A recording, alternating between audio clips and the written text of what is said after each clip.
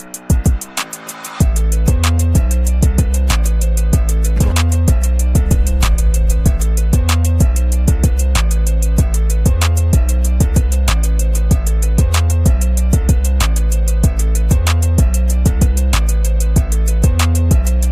welcome to another exciting episode of the Andre The Beast Crayton Show. Today is going to be another great story. Let me tell you where we're going today with this story. We've all heard of cosmetic surgery when it comes to women. And one of the number one surgeries that has been taking the world by storm is breast implants, breast augmentation, or whatever you want to call it, but breast implants. We as men admire that. Don't get me wrong. We admire it. It's a way for women to have self-confidence where there might have been lack of, a way to please the male species. I get it.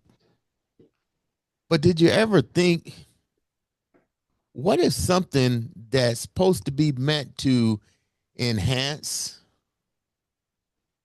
beautify, turns out to be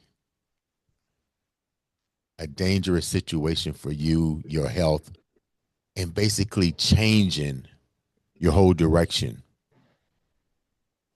your whole career, the way you feel about yourself, the way people look at you?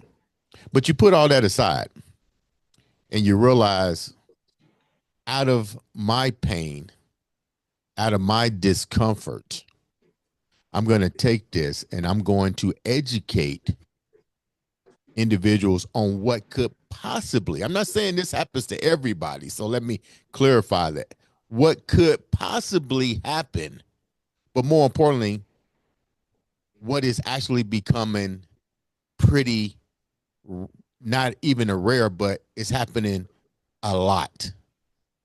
Today on the show, we have a young lady whose journey went down this path, from complications to changing her career to now wanting to make a difference and bring awareness to women all over the world. I'd like to welcome to the show. I'm going to get this last name right because it's German. So let me make sure I get it right. Ashley Duppstadt. Did I get it? Close. It's Ashley Duppstadt. Duppstadt. Okay, that's German for real. Right. Okay, welcome to the show. So we talked off camera, and what you told me, that the situations and things that has happened with this implant, I never even heard or even think that is possible. But before we go down that road, tell the viewers a little bit about you first. We know it's German in that bloodline, so tell the viewers a little bit about you, who you are. Okay, sure. So my name's Ashley Duppstadt. I'm a functional health coach at a small chiropractic office in New Paris, Pennsylvania, where we really focus on root causes of health imbalances and get people to feeling their best. But that's not actually really how my journey did begin. I more previously was a licensed esthetician for 17 years before I transferred my career to functional health.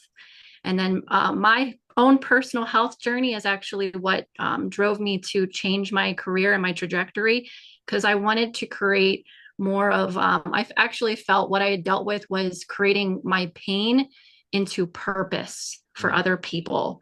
So that's actually what drove me to be where I am today. All the challenges and everything that I had dealt with personally, I wanted to make sure that I was there for them, to make them never feel alone, lost, isolated, or not know where to go in their own personal health journey. So that's kind of what drove me professionally. Now, we know a lot of this all took place with a cosmetic surgery. Why did you feel the need for cosmetic surgery? Were you was it just something you wanted to do? Was it something that your husband said, "Hey, I wish you would do this"? What was your reason? Every woman has their own story about why they wanted to go under the knife to get implants. What was yours? So I just kind of really did it more for my husband. I wanted to be desired by him, and I felt that if I created that perfect physique that I would be desired by him. Then he was my then boyfriend at the time. So it was more for him, not so much me. That's crazy. You did this for your boyfriend? Yes, I did. So I believe I was 23 whenever I had implants. I won't even ask how much that cost. At 23 years old, what an implant is probably what, $20,000? I would say I think I ended up paying around 10,000. Were you not already gifted, so to speak? Oh no. Well, see, I lacked a lot of self-confidence. So I felt like if I could enhance myself aesthetically, that I Uh-huh. would gain that I would gain that confidence. When you go to the doctor,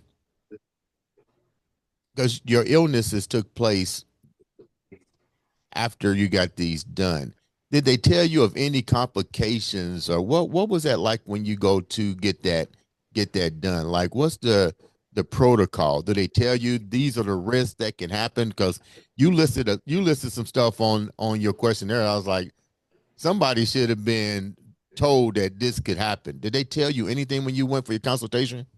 No, so unfortunately, he did not inform me of any of that at all. And actually, it was never really talked about or much of a thing, breast implant illness, until maybe more recently within the past 3 to 5 years. And I actually tried to, at one point in time, go reach out to him and talk about removal because I was becoming or more aware of breast implant illness. And I had a whole host of symptoms as far as my health went, that I was feeling like, okay, this must be the root cause of why I feel the way that I feel. Mhm. And the doctor actually said to me, no, breast implant illness is not a real thing. And why would you remove those? You are perfect the way you are now. How did you find out that there is something called breast implant illness? So I did a lot of research myself because I had a whole host of weird issues going on in my body. I would have muscle twitching, rashes all over my body. I had panic and anxiety that was just next level, horrible insomnia. Um, I had numbness in my toes and my fingers, just really crazy symptoms that I actually had no idea what the connection was. And I saw regular doctors and they said I was completely fine. Did they hit a nerve? Did the bag leak? Did you have a different kind of silicone? Like, what did they insert in you? Was it a special kind of gel? Was it silicone? Like, what did they actually put in you? So it was actually just a silicone implant that they did implant in me. But what happens with some people is you could create an immune response to a foreign object. And that's exactly what my body was doing. It was raising inflammation and trying to remove that foreign invader. And it was creating a whole cascade of crazy symptoms that my body was trying to figure out what to do. But it wasn't until I was able to remove them that I was actually able to heal 100%. How long did it take? What was the time span between, we know the age, but what was the time span between getting it put in and getting it removed? So I had them in for about 9 years. You dealt with that for 9 years? I had symptoms probably the last 3 years that I had them put in. And it wasn't until my anxiety and brain fog, and I actually got to a point in time where I couldn't even get out of bed. I was literally almost bedbound. My mother-in-law was here helping me with my daughters. I almost lost my job. Like my health was just declining drastically. You know, people will find this like literally hard to believe. I understand what you're saying. Your body is fighting this foreign thing that's in your body. That's Mhm. understandable. You shared this information with the surgeon. I mean, what was his response? I mean, you had it for like 9 years. Seemed like to me after maybe 3 to 4 months, I would have been like, come in there and take it out. If I'm the doctor, because I'd be more afraid of you dying, a Mhm. lawsuit. None of this stuff ever crossed this guy's mind. No, absolutely not. And then more recently, there's become black box warnings that have come out on breast implants. And then I did sought after a explant surgeon over in Cleveland, Ohio. Dr. Fang is her name, and she specializes in breast implant illness and women that are dealing with health issues because of their implants. What did she say when you told her what you diagnosed yourself with? What did she say? Oh, she said 110%, Ashley. It's not in your head. This is exactly what you're dealing with. All the symptoms are common symptoms that women deal with, and we need to get those out as soon as possible. What would have been the end result had you not getting them taken out as soon Oh. as possible? Oh my goodness. Well, definitely, probably a whole host of health issues. Definitely, I feel like I was teetering between a lot of autoimmune things going on. I did have some later testing. I actually had poor methylation or poor detox complications because of the implants. So then the previous work that I was doing and at a spa, I was working around high levels of mold, and my body, my immune system could no longer detoxify from the area and the environment that I was in because they were fighting the implants that were in my body. So I really feel like I was almost actually near death. Mm. So you wind up the place you worked at had high levels of mold. Yep, high levels of mold. And my own home that I was living in at the time also had high levels of mold. So my immune system was constantly being challenged Mhm. by all of these outside aggressors because of the implants. You get confirmation from the doctor in Cleveland. Mhm.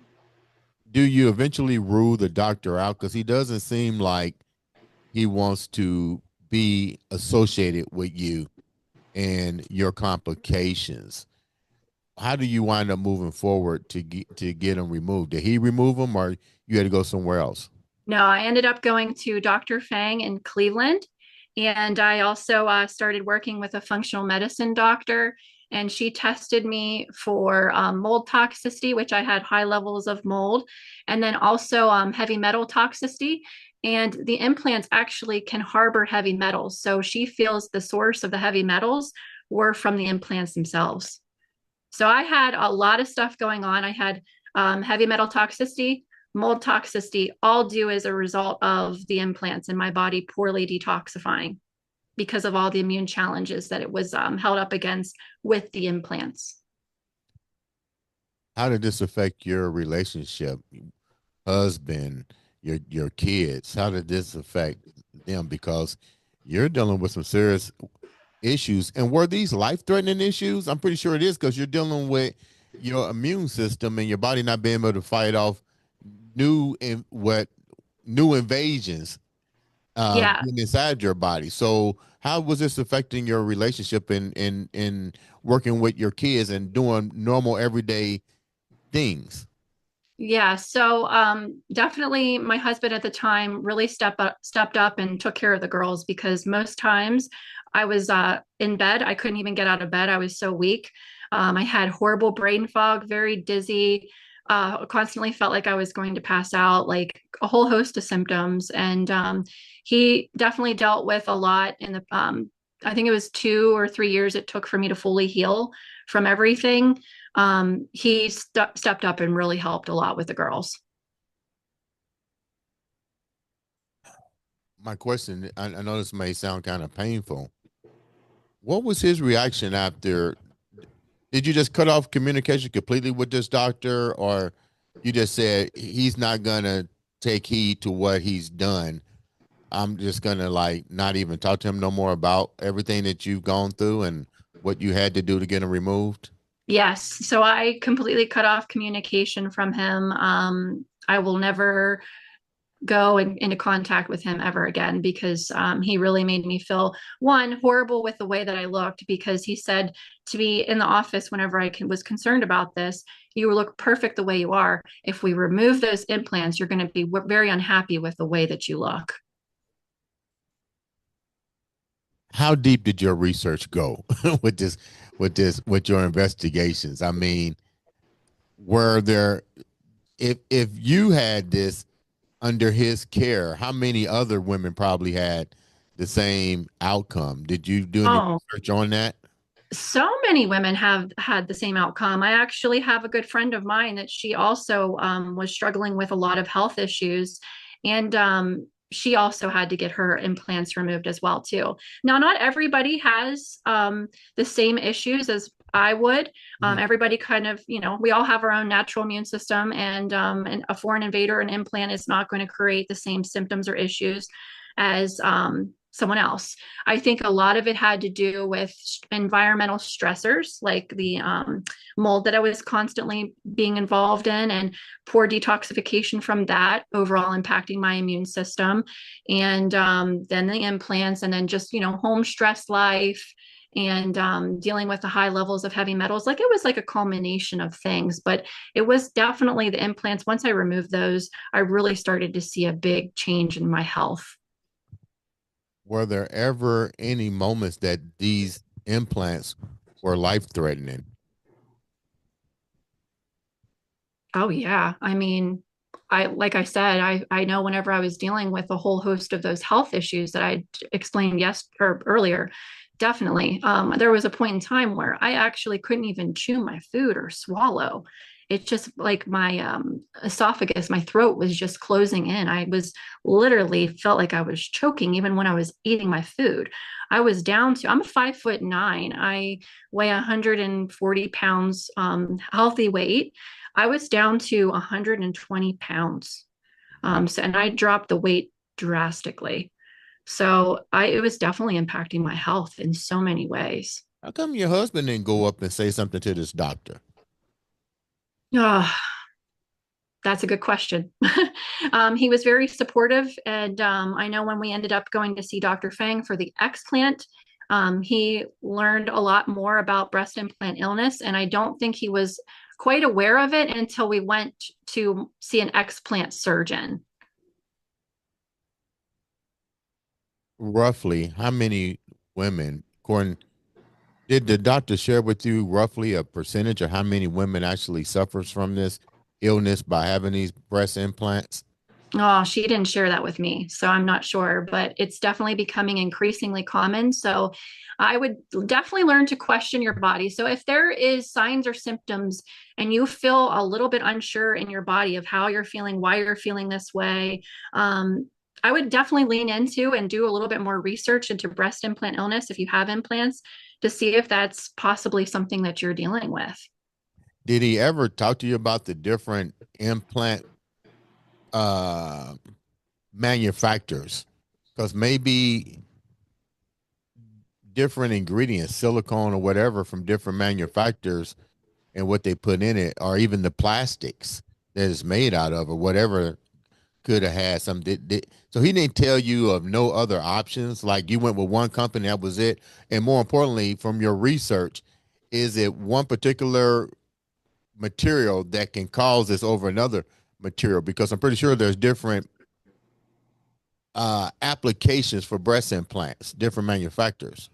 Right. Yeah. So it doesn't really go down to the different manufacturers, the different products, the different things. It's all down to your immune system and what all you're involved in your environment and how your body responds to it.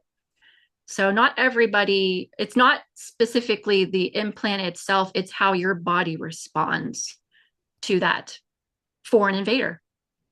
How do women prevent this from happening? Is there tests that need to be run prior to getting implants? Like, what are some of the precautions that they might have shared with you that women need to uh, ask their doctor about doing test or something like that? So I would definitely look into like how is your body methylating? So there's specific tests for, I don't know the names exactly, but how does your body naturally detox? We all have what is called methylation, and I think that's definitely something that was touched upon for me as well too. You don't really know like what your immune challenges are going to be until you test them. But I personally, like looking back, hindsight, I would never put something foreign in my body. Number one. Number two, there's other options that can be done as far as enhancing the breast if that's something you want to do. More or less fat um, transfer. So you can do a fat transfer in it of your own fat. They harvest it and put it in your chest. So that's natural, more natural. It's your own body. It's not going to fight it against you. So that would be definitely a different avenue to take. Or how about this? Find out how to accept who you are and what you got. Now that you had all this done, this is 9 years. You said 9 years, right? Yes. Dealing with this. What are you know, how was your mental focus now? Because you got a doctor who basically told you you need to keep this or you look like shit. Mm-hmm. Your husband, you did it the to make yourself more glamorous, I guess. But now that you look back on it, like how's your mental health with all this? Oh, oh my goodness. So I would definitely say that my mental health was horrible whenever I had the implants. I actually felt more self-conscious about myself than ever before. I would never even go out and wear a swimsuit. I would always constantly have myself covered. But now I'm flat-chested, I'm confident, I'm happy in my skin, and I have no worries about the way that I look. I'm happy the way that I look. You say you're flat chested. How do you come to grips with knowing society judges a woman's makeup is part of the chest area. It's Mhm. almost how she identifies herself, to be honest. Um, how difficult was that for you to accept that this is no longer you? This is where you're going to be for the rest of your life now. Oh my goodness. Honestly, I don't know. I feel more confident in my skin than I ever have, and I've really accepted the way that I look, and I don't really look so much into more of outward beauty, more so inward beauty. I think that's more important, and I feel like I constantly have a story to share with everybody, and I think more of like my personal story, my personality outshines the way that I look. Mhm. What was the recovery process for you with this procedure?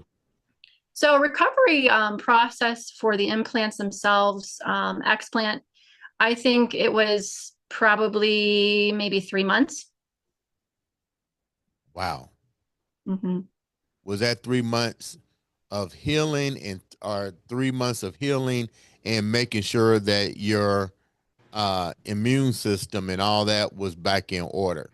Oh, so it was more of like, how am I able to move? Am I able to work out? Am I able to do day-to-day tasks in life? So it took about 3 months of healing from that surgery, but more or less working on my immune system from a functional medicine standpoint, it actually took me about 2 years.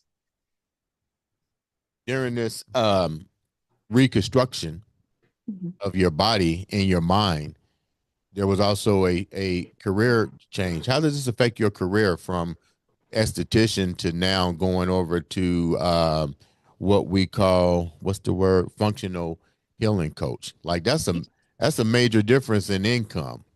Yeah, yeah. So it was a really big change. So I remember whenever I was going through my health journey, and I had said, I prayed to God. I was like, you know what, God, whenever I get better, because I know I'm going to get better, I want to be able to use what I know to be able to help other people. And then within maybe a couple months, down 30 minutes from my house, a functional medicine practitioner came, or a health coach, functional medicine health coach came available, and interviewed for the job. And I told them my whole health journey, what I had been involved in, what I went through, and how I wanted to just create my pain and make it into a purpose and be able to help others in their own health journey. Not only from breast implant illness, but there's a lot of people out there that are really struggling with their health and not sure where to go, what to do, where to turn. They've been to every doctor, and they're still having all of these symptoms and issues and health concerns. And I wanted to be able to help others because of what I went through. Mhm. To be a functional health coach, what does that entitle? Like, did you have to go to school? I mean, you can't. you can bring experience to the table, but now you're dealing with a whole different category. People are going to you for help with functional medicine. So, what kind of credentials or what's the requirements to be a functional medical coach? So I have a background in nursing, and I also there's a certificate program for functional medicine practitioner that you're able to go ahead and do if you wanted to do some health coaching. So I also work underneath a group of chiropractors, and that enables me to be able to work in the outlet that I'm in. What do you do as a functional health coach? Like, are you prescribing medication? Are you prescribing herbs? Like, what exactly are you doing for me? So what I do is I have people come in and I do an office assessment, kind of talk about them, their health journeys, their concerns. I create health plans given their issues. I also read any kind of blood work. We're also able to order testing for people as well too. Mhm. And over the course of that time, I gather their symptoms, their issues. We look over their blood work and create a lifestyle change pattern for them and supplement routine for them and diet changes as well too.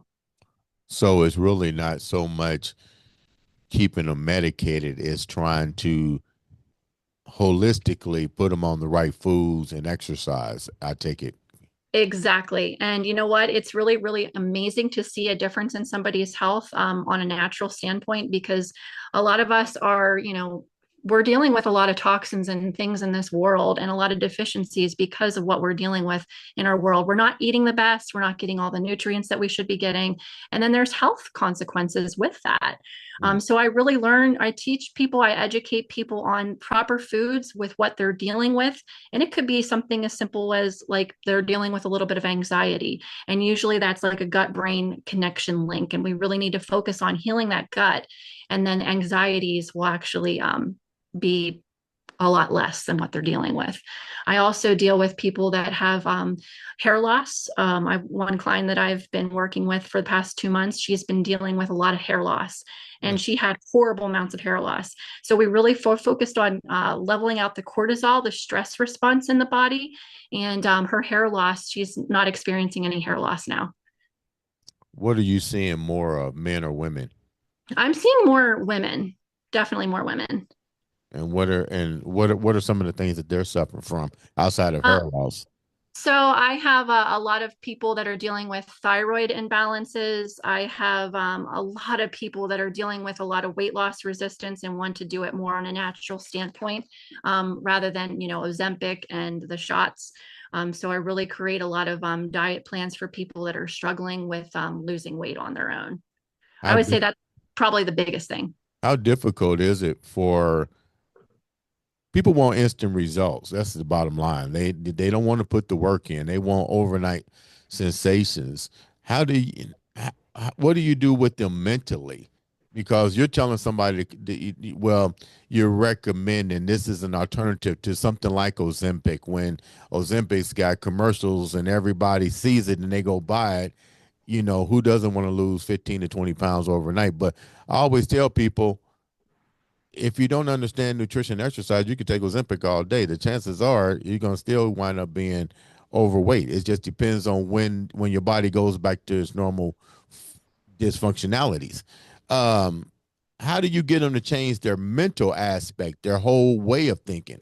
It's one thing to tell Oh, them to do it, but if you don't change the mind, anything else you do is isn't gonna make any sense. yeah, exactly. So I really focus on, so number one thing is I really am good at holding people accountable. So always kind of being on their side, checking in with them, seeing how they're doing, making sure that they're not lost in their own personal journey.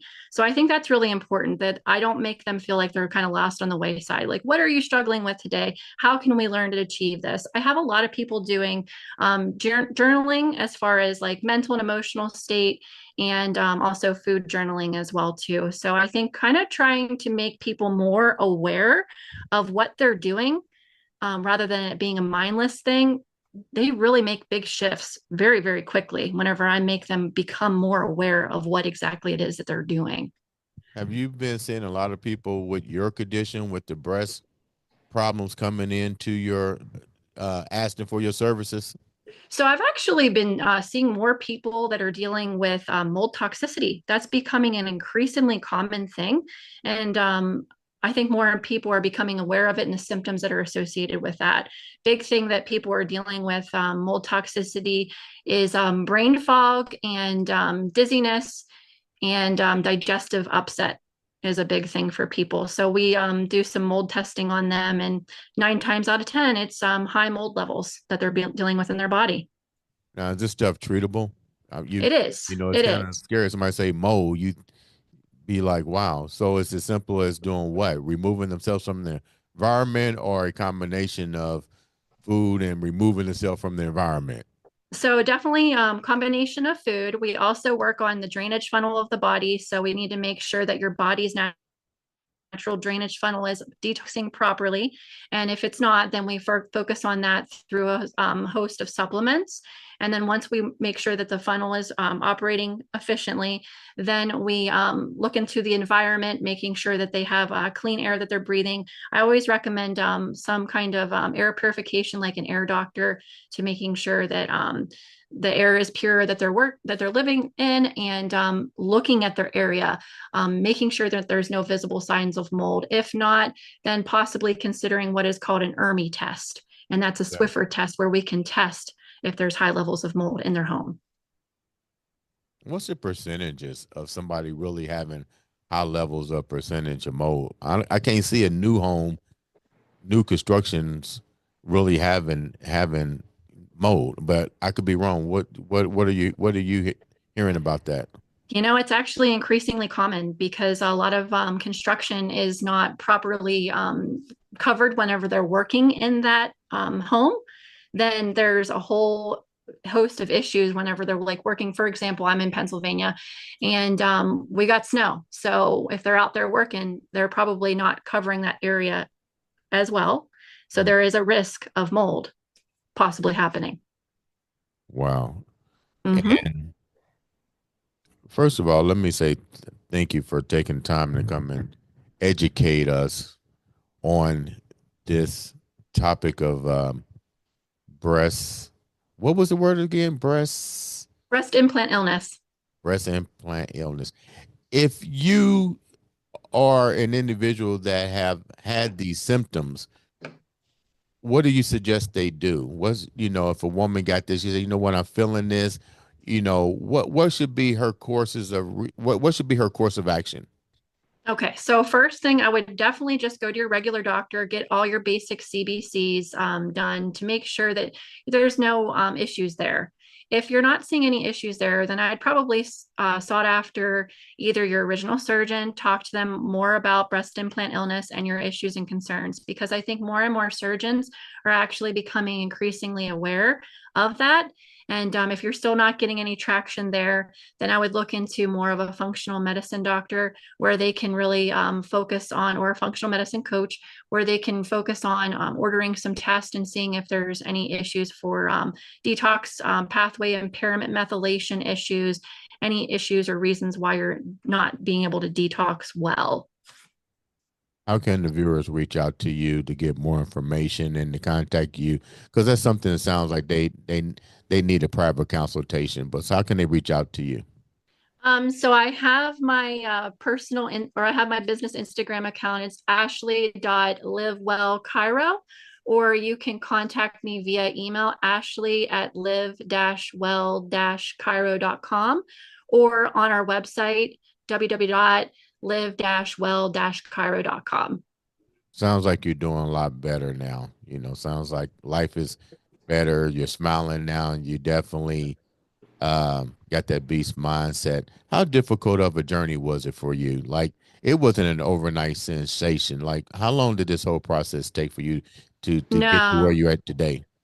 No, it definitely wasn't an overnight sensation. I wish it was. I was dealing with a lot of stuff that I had to detoxify from my body. And I was also still living in the mold and working in the mold. So my body was still kind of impaired. It took me about 2 years to fully heal.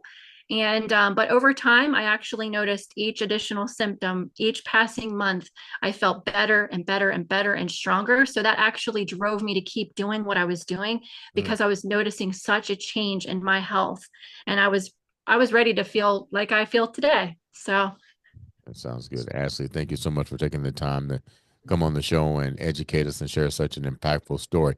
Make sure if you have any of these symptoms or you know somebody that had a breast implant, still has them, and having complications, you might want to reach out to Ashley. You might want to research these topics and make sure that you address it so you can stay healthy and definitely contact your doctor. Have you ever heard back from has the doctor that did this, started this whole journey, even ever reach out to you and say, I'm sorry? no, never reached out to me. We won't mention his name on there. If you want to know who he is and not go to, you got to reach out to Ashley personally. Right. Yeah, definitely reach out to me. But if you're looking for an excellent explant doctor, you'd need to go to Cleveland, Ohio.